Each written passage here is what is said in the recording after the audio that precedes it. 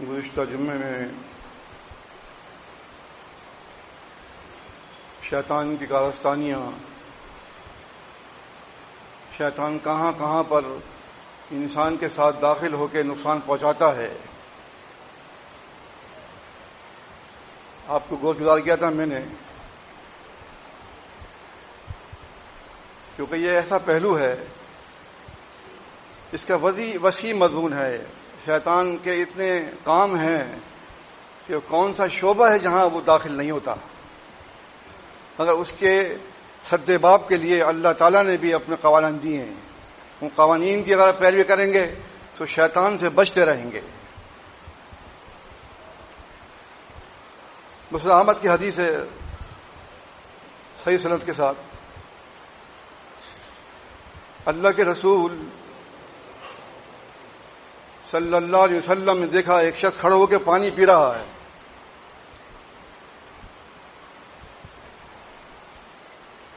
آپ نے اس سے فرمایا، کیا تم اس بات کو پسند کرو گے کہ تمہارے ساتھ کوئی بلا یا کتا پانی پیے؟ نے کہا اللہ کے نبی صلی اللہ علیہ وسلم نہیں۔ آپ نے فرمایا اس سے بھی بدتر شخص تمہارے ساتھ پانی پیتا ہے۔ قال وہ شیطان، جو آدمی کھڑے ہو کر پانی پیتا ہے اس کے ساتھ شیطان پانی پیتا ہے۔ اب آپ کو معلوم ہو گیا کہ ہمیں کھڑے ہو کے پانی ہرگز نہیں پینا۔ صحیح مسلم کی روایت ہے، فرمایا اللہ کے نبی صلی اللہ علیہ وسلم نے اگر کوئی آدمی کھڑے ہو کے پانی بھول سے بھی پی لے تو وہ قے کر دے، نکال کے باہر پھینک دے، کیونکہ کھڑے ہو کے پینے والے کے ساتھ شیطان پیتا ہے، اور جب شیطان کے ساتھ پیا ہوا پانی اندر جائے گا تو آپ کے اندر روحانی گندگی پیدا کرے گا۔ اس وجہ سے فرمایا اللہ کے نبی صلی اللہ علیہ وسلم نے اگر آپ بھول سے بھی پانی کھڑے ہو کے پی لیں تو کیا کر دیں۔ یہ ایسے قوانین ہیں کہ جو جماعت المسلمین الحمدللہ اس پر عمل پیرا ہے، مگر اگر باہر دیکھیں گے آپ تو بڑے بڑے داڑھی والے علماء حضرات جو ہیں الٹے ہاتھ سے کھاتے ہیں۔ صحیح مسلم کی روایت ہے الٹے ہاتھ سے شیطان کھاتا ہے، کھڑے ہو کے شیطان پیتا ہے۔ یہ ایسے واضح صاف صاف روایات ہیں جس میں کسی کو اشکال نہیں، کوئی اختلاف نہیں۔ اب پیش کرتے ہیں علماء سے جب کہا جائے کہ صاحب آپ کھڑے ہو کے پانی پی رہے ہیں، ارے بھائی دیکھا نہیں آپ نے نبی صلی اللہ علیہ وسلم نے زمزم کھڑے ہو کے پیا تھا، وہ پانی نہیں تھا اور کیا تھا۔ اب ایک آدمی جو ہے عامی جو ہے اسے کیا معلوم کہ آپ نے کھڑے ہو کے پانی پیا تھا یا بیٹھ کے پیا تھا زمزم کے سلسلے میں، لیکن عام روش ہے، عام یہ فتویٰ دیا ہوا ہے کہ نبی علیہ الصلوۃ والسلام نے زمزم کھڑے ہو کے پیا تھا، ہم بھی پی سکتے ہیں۔ اس سلسلے میں نے ایک پمفلٹ لکھا تھا، شاید آپ کے ہاتھوں میں آیا ہو، اس میں وضاحت کے ساتھ بتایا تھا کہ رسول اللہ صلی اللہ علیہ وسلم جو ہیں اس موقع پر اونٹ پر بیٹھے ہوئے تھے۔ ابن عباس رضی اللہ عنہما فرماتے ہیں کہ رسول اللہ صلی اللہ علیہ وسلم اس دن اونٹ سے اترے ہی نہیں، قسم کھا کے کہتے ہیں۔ تو پھر آپ اونٹ پہ بیٹھے ہوئے تھے، بیٹھ کے پانی پیا، کھڑے ہو کے پانی کہاں سے پیا؟ لہذا زمزم بھی کھڑے ہو کر پینا ثابت نہیں ہے۔ پھر ایک اور روایت پیش کرتے ہیں، وہ صحیح بخاری کی، علی رضی اللہ تعالی عنہ نے وضو کیا اور وضو کے بچا ہوا پانی کھڑے ہو کے پیا، تو یہاں بھی ثابت ہوتا ہے کہ کھڑے ہو کے پی سکتے ہیں۔ پھر ان کو جواب دیا گیا کہ قول اور فعل، ان کو بتایا گیا جب علی رضی اللہ تعالیٰ عنہ نے ایک دو چلو کھڑے ہو کے پیے وضو کے بچے ہوئے پانی کے، تو لوگ دیکھ رہے تھے حیرانی کے ساتھ یہ کیا کر رہے ہیں۔ اگر یہ کام سنت ہوتا تو وہ حیران نہیں ہوتے لوگ۔ حسن حسین رضی اللہ عنہ بھی دیکھ رہے ہیں، یا باتی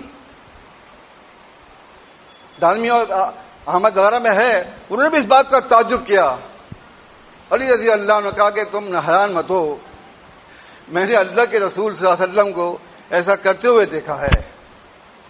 اب سوال یہ پیدا ہوتا ہے کہ آپ کے حکم دینے سے پہلے کا واقعہ ہے یہ، یا حکم دینے کا بعد کا واقعہ ہے، یا یہ بھی ہو سکتا ہے کہ آپ نے حکم دیا ہو تو علی رضی اللہ عنہ کو حکم پہنچا ہی نہ ہو۔ اگر یہ حکم ختم ہو گیا ہوتا تو لوگوں کو تعجب کرنا چاہیے نہیں تھا. لوگ تعجب کر رہے ہیں کوفے کے اندر, کوفے کی مسجد کے بعد سیڑھیوں کے بعد وضو کر رہے تھے علی رضی اللہ تعالیٰ عنہ. مطلب صاف صاف ہے کہ جب اللہ کے رسول صلی اللہ علیہ وسلم کسی بات کا حکم دے دیں اور وہاں کسی کا فعل آ جائے تو ہم حکم کی پیروی کریں گے. اگرچہ آپ کا فعل بھی اگر آ جائے گا تو ہم حکم کے تابع ہیں. آپ کا فعل آپ جانیں, جو امت کو حکم دیا گیا ہے ہم اس کی پیروی کریں گے. تو لہذا کھڑے ہو کے پانی ہرگز مت پیجیے. جو کھڑے ہو کے پانی پیتا ہے اس کے ساتھ شیطان شامل ہو جاتا ہے. صحیح مسلم کی روایت ہے, فرماتے ہیں اللہ کے نبی صلی اللہ علیہ وسلم جب آدمی کھانا کھاتا ہے تو شیطان کے ساتھ کھانا کھاتا ہے. اگر جب تم بسم اللہ کہہ لو گے تو پھر شیطان آپ کے ساتھ کھانا نہیں کھا سکتا, وہ ہاتھ اس کا فوراً رک جائے گا. تو یہ تمام چیزیں اس لیے بتائی گئی ہیں کہ جہاں جہاں پہ شیطان کا داخلہ ہے اس کو روکنے کے لیے اللہ تعالیٰ نے قوانین دیے ہیں. صحیح بخاری کی حدیث ہے, جب آپ گھر سے نکلتے ہیں کیا فرمایا اللہ کے نبی صلی اللہ علیہ وسلم نے, دعا پڑھ کے نکلیے. جب دعا پڑھ کے نکلیں گے تو شیطان آپ سے دور رہے گا. صحیح مسلم کی روایت ہے کہ جو آدمی 100 مرتبہ لا الہ الا اللہ وحدہ لا شریک لہ لہ الملک ولہ الحمد وعلی کل شیء قدیر پڑھ لے, شیطان صبح سے لے کے شام تک اس سے دور رہے گا. یہ تمام چیزیں کیا ہیں؟ اس لیے کہ ہمیں ان تمام پہ عمل کرنا چاہیے. ہم سے کوئی بھی کام اگر سرزد ہو جاتا ہے جو شیطانی عمل کے اندر شامل ہے تو اس میں ہماری کوتاہی شمار کی جائے گی کہ ہم اس پر دھیان نہیں دیتے, ہم دیکھتے نہیں ہیں. صحیح مسلم کی حدیث ہے, مقداد رضی اللہ تعالیٰ عنہ, ان کا معمول تھا کہ وہ رات کو بکری کا دودھ نکالتے, خود پیتے, اپنے دونوں ساتھیوں کو پلاتے اور رسول اللہ صلی اللہ علیہ وسلم کے لیے پیالے میں رکھ کے ڈھک کے سو جاتے.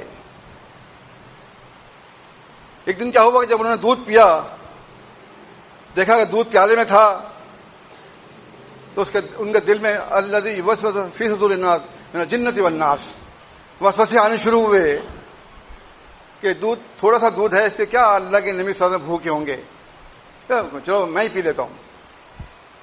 جب انہوں نے دودھ پی لیا تو پھر ان کے وسوسے آنے شروع ہوئے, یہ تم نے کیا کیا, یہ تو اللہ کے نبی صلی اللہ علیہ وسلم کی امانت تھی, ان کا حصہ تھا, اب جب وہ واپس آئیں گے تو کیا ہوگا. اب ان کو مزید خدشہ اور ان کو نیند آنی بند ہو گئی, گھبراہٹ سے ان کو. اللہ کے نبی صلی اللہ علیہ وسلم تشریف لائے, حسب معمول آپ نے پیالے کی طرف گئے, دیکھا تھا پیالہ خالی دودھ سے. آپ نے اللہ کی طرف, آسمان کی طرف دیکھا کہ اللہم, تو مقداد رضی اللہ عنہ آئے اور کہا کہ اللہ کے نبی صلی اللہ علیہ وسلم بس وہ مجھ سے غلطی ہو گئی ہے. مطلب انہوں نے, ابھی بات کی بات ہے یہ, پہلے انہوں نے پیالہ لیا اور وہ بکری کی طرف بھاگے. اب جب بکری کے پاس بھاگے دیکھا تو بکری کو تھوڑے میں دودھ بھرا ہوا. پھر دوبارہ, یہ اللہ کی رحمت تھی, انہوں نے دودھ نکالا جلدی سے اور لا کر آپ کو پیش کر دیا کہ اللہ کے نبی صلی اللہ علیہ وسلم دودھ پیجیے. جب دودھ آپ نے پیا, میں نے کہا اور پیجیے, اور پیا آپ نے, اور پیا, دودھ میں آپ سیر ہو گئے. تو وہ بہت ہنسے, اتنا ہنسے کہ لوٹ پوٹ ہو گئے. آپ نے فرمایا مقداد کیا وجہ ہے, کیوں ہنستے ہو؟ پھر بتایا انہوں نے واقعہ, اللہ کے نبی صلی اللہ علیہ وسلم اس طرح سے معاملہ واقعہ ہوا اور میں نے غلطی کر دی اور شیطان نے مجھے بہکایا اور وہی واقعہ ہوا تھا. آپ نے فرمایا اب یہ بچا ہوا دودھ جو ہے تم بھی پیو اور اپنے ساتھی کو پلاؤ. انہوں نے کہا کہ اللہ کے نبی صلی اللہ علیہ وسلم جو برکت مجھے آپ کی طرف سے مل رہی ہے میں تو کسی کو دینے والا نہیں ہوں, جو سو گئے تو کھو گئے, انہوں نے اپنا دودھ پی لیا, وہ باقی بچا ہوا. اس طریقے سے اللہ تعالیٰ نے عزت تکریم صحابی کی اور اللہ کے نبی صلی اللہ علیہ وسلم کو بھی دودھ گرم گرم مل گیا, کہ آپ تو پیتے ہیں دودھ اونٹا کر, بکری کا دودھ تو ملتا ہی نہیں ہے. یہ چیزیں صحت کے لیے بہترین ہیں. جو چیزیں اللہ نے اپنے رسول کو بتائی ہیں وہ ہر چیز سے کارآمد اور کامل ہیں. اس کو ایسا کریں جن کے پاس وسائل ہیں, اس طرح بکری کا دودھ پئیں سوتے وقت, تازہ تازہ نکال کے انشاءاللہ صحت مند رہیں گے آپ. استغفر اللہ. الحمدللہ سبحان اللہ وبحمدہ عدد خلقہ ورضا نفسہ وزنة عرشہ ومداد کلماتہ. ان الحمد للہ نحمدہ ونستعینہ ونستغفرہ ونعوذ باللہ من شرور انفسنا ومن سيئات أعمالنا من يهده الله فلا مضل له ومن يضلل فلا هادي له واشهد ان لا اله الا الله وحده لا شريك له واشهد ان محمدا عبده ورسوله اللهم صل على محمد وعلى آل محمد كما صليت على إبراهيم وعلى آل إبراهيم إنك حميد مجيد اللهم بارك على محمد وعلى آل محمد كما باركت على إبراهيم وعلى آل إبراهيم إنك حميد مجيد أما بعد فإن خير الحديث كتاب الله وخير الهدي هدي محمد صلى الله عليه وسلم وشر الأمور محدثاتها كل محدثة بدعة وكل بدعة ضلالة وكل ضلالة في النار. شیاطین جو ہیں وہ گھروں میں آباد ہو جاتے ہیں. جب گھروں میں آباد ہوتے ہیں تو لوگوں کو پریشانی ہوتی ہے. عموماً لوگ بے نمازی نہ قرآن مجید کی تلاوت کرتے ہیں نہ گھروں کو پاک صاف رکھتے ہیں. وہاں پر زیادہ ان کا زور چلتا ہے. لیکن فرمایا اللہ کے نبی صلی اللہ علیہ وسلم نے کہ جو سورہ بقرہ کی تلاوت کرتا رہے گھر کے اندر تو شیاطین جو ہے وہاں سے بھاگ جاتے ہیں, فرار ہو جاتے ہیں. مطلب یہ ہوا کہ سورہ بقرہ کی تلاوت کرتے رہیے. یہ نہیں کہ آپ پوری سورہ بقرہ پڑھ ڈالیں, 2.5 پاروں کی صورت ہے یہ. مطلب یہ کہ ایک حساب سے آپ تھوڑا تھوڑا روز پڑھیں تلاوت کے ساتھ گھر کے اندر. جو بھی گھر میں آپ کے اچھا پڑھنے والا ہے, پڑھنے والی ہے, وہ کو چاہیے گھر میں تلاوت کریں.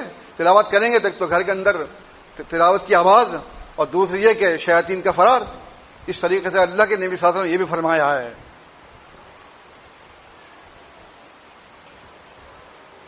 مسلم احمد کی حدیث صحیح سند کے ساتھ ابن ماجہ میں بھی ہے.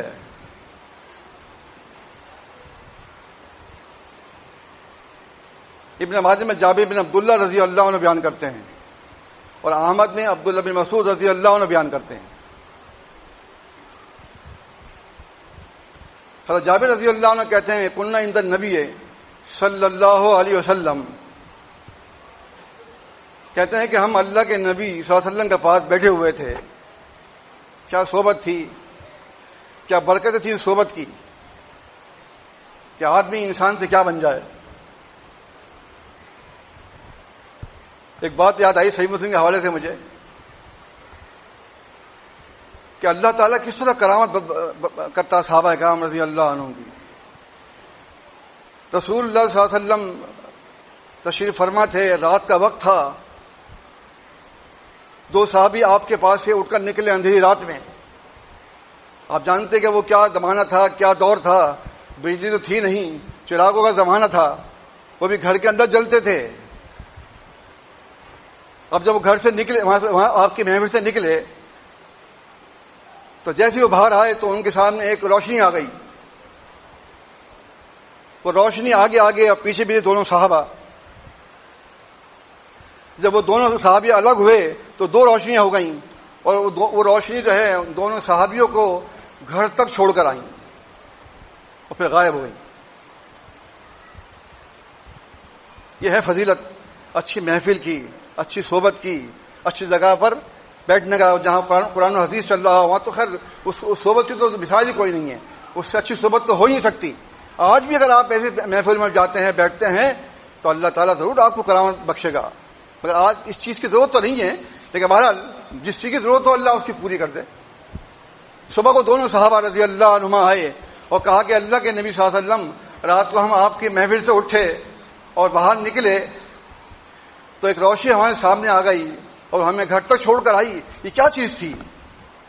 فرمایا اللہ کے نبی صلی اللہ علیہ وسلم نے کہ اللہ تعالیٰ نے تمہیں کرامت بخشی. تمہیں یہ تمہاری کرامت کیا ہے کہ تم ایسی محفل سے اٹھ کے گئے تھے کہ تم اندھیرے میں تمہیں اللہ نہیں چھوڑنا چاہتا تھا, اور اللہ نے تمہارے لیے ایک روشنی کر دی جو تمہیں گھر تک چھوڑ کر آیا. تو یہ ہے اچھی صحبت کی مثال. اچھی صحبت کی جگہ بیٹھنا, جہاں گانے بجانے ہو رہے ہوں, غلط کاری ہو رہی ہو, فلمیں چل رہی ہوں, نہ ایسے دوستوں پہ دوستی کیجیے, نہ ایسی جگہ پر جا کے بیٹھیے. اور بیٹھتے ہیں تو اپنا اثر چھوڑ کر آئیں وہاں پر، نہ کہ ان کا اثر لے کر آئیں. تو پھر آپ کی نیکنامی ہے جماعت کے اندر بھی، باہر بھی، خاندان کے اندر، کہ وہ ہمارے آئے تھے اور ہمیں یہ حدیث سنا کر گئے. تو جابر رضی اللہ عنہ نے کہا کہ ہم بیٹھے ہوئے تھے، وہ خطہ خطن رسول اللہ صلی اللہ علیہ وسلم نے ایک خط کھینچا صراط مستقیم. وہ خطہ خطن ان یمینہ ہی وہ خطہ خطن یسارہ ہی. 2 خط آپ نے اپنے دائیں جانب کھینچے اور 2 خط آپ نے اپنی بائیں جانب کھینچے. سنی ہوئی حدیث آپ کی. پھر سنیں کیونکہ ہمارے ہاں یہ عقیدہ چل پڑا ہے کہ سب صحیح ہیں. ثم یدا فی خط الاوسط، پھر آپ نے اپنا ہاتھ سیدھے خط پر رکھا صراط مستقیم پر اور فرمایا ھذا سبیل اللہ. کیا فرمایا؟ یہ اللہ کا راستہ ہے. اور جو دائیں بائیں راستے نکالے جو عبداللہ بن مسعود رضی اللہ عنہ کی روایت میں ہے، اس میں یہ ہے خط خطوطاً ان یمینہ وان شمائلہ وقال ھذہ سبل علی کل سبیل منہا شیطان یدعو الیہ. اس میں یہ الفاظ ہیں. یہ روایت میں کیوں لے کر آیا؟ شیطان کی وجہ سے. یہاں کیا بتایا کہ اللہ کے نبی صلی اللہ علیہ وسلم فرماتے ہیں کہ جو خطوط ہیں باہر نکلے ہوئے، ان خطوں پہ شیطان بیٹھا ہوا ہے. ھذہ سبل جمع ہے سبیل کی. جو راستے دائیں بائیں نکالے ہیں آپ نے فرمایا یہ راستے جو ہیں یہ کیا ہے؟ علی کل سبیل منہا شیطان، ہر راستے پہ شیطان بیٹھا ہوا ہے اور وہ بلاتا ہے اس راستے کے ادھر آ جاؤ. تو یہاں بھی آپ کو بچنا ہے. احمد کی دوسری حدیث احمد کی صحیح سند کے ساتھ، شیطان جو ہے وہ اللہ کے راستے میں آ کے بیٹھ جاتا ہے اور اللہ کے راستے سے روکتا ہے، جانے نہیں دیتا اور طرح طرح کو اس کو یادیں دلاتا ہے تمہارا یہ آبا و اجداد میں یہ تھا، ایسا تھا ایسا تھا. اب آدمی جو بھٹک جائے تو بھٹک جائے، اور جس کو بھٹکنا نہیں چاہیے کیونکہ یہ چیز بتائی جا رہی ہے اس لیے تاکہ ایسے راستے سے ہم ہوشیار رہیں. پھر آپ نے آیت پڑھ کے بھی بتائی وَأَنَّ هَذَا صِرَاطِي مُسْتَقِيمًا فَاتَّبِعُوهُ وَلَا تَتَّبِعُوا السُّبُلَ فَتَفَرَّقَ بِكُمْ عَنْ سَبِيلِهِ. یہ میرا سیدھا راستہ ہے، اسی راستے کی پیروی کرنا اور راستوں کی پیروی مت کرنا. جو دوسرے راستے جو ہیں تمہیں اللہ کے راستے سے گمراہ کر دیں گے، بھٹکا دیں گے. تو معلوم یہ ہوا کہ فرقہ بندی شرک ہے، فرقہ بندی کفر ہے، فرقہ بندی اللہ کا عذاب ہے، فرقہ بندی لعنت ہے، فرقوں پر شیطان کا تسلط ہے. تو اس طرح سے پتہ چل رہا ہے کہ شیطان کا عمل دخل یہاں بھی موجود ہے. لہذا آپ کو دوبارہ مطالعہ کرنا چاہیے اپنی کتابوں کا، اپنے ایمان کو نیا کریں. ابن عباس رضی اللہ عنہ بیان کرتے ہیں احمد میں صحیح سند کے ساتھ، کہیں فرماتے ہیں اللہ کے نبی صلی اللہ علیہ وسلم ایمان پرانا ہو جاتا ہے، ایمان کو نیا کرنے کے لیے اپنا مطالعہ دوبارہ جاری کریں. اس سے کیا ہوگا؟ جو آپ جن چیزوں کو بھول چکے ہیں وہ دوبارہ آپ کے حافظے میں آ جائیں گی. ایک شاخ سے مجھے کچھ معلوم ہوا، میں نے ان کو بھیجا الجماعت رسالہ، اسے پڑھیے آپ. جب اسے پڑھیں گے آپ تو معلوم ہو جائے گا کہ کلمہ گو کیا چیز ہے. وہاں سے پیغام آیا کہ جی اب ہم نے پڑھ لیا ہے الحمدللہ.